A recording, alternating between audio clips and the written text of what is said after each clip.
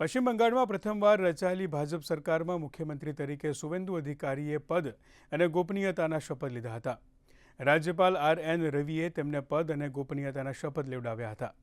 ભાજપના શક્તિ પ્રદર્શન સન્માન ભવ્ય શપથ ગ્રહણ સમારંભમાં પ્રધાનમંત્રી નરેન્દ્ર મોદી, ભાજપના વરિષ્ઠ નેતા અમિત શાહ, રાષ્ટ્રીય અધ્યક્ષ નીતિન નબીન સહિત ભાજપ અને એનડીએ શાસિત રાજ્યોના મુખ્યમંત્રીઓ પણ ઉપસ્થિત રહ્યા હતા.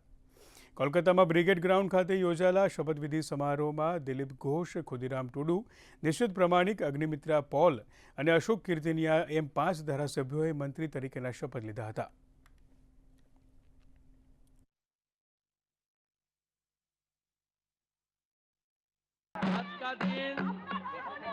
आज का दिन बहुत महत्वपूर्ण है देश के लिए, बंगाल के लिए.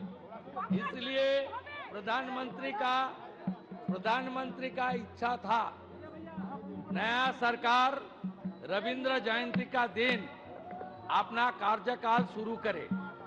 इसलिए हम लोग प्रधानमंत्री जी का नेतृत्व में कवि गुरु को प्रणाम करते हुए आज संविधान को मानते हुए ओथ टेकिंग किया, शपथ लिया है.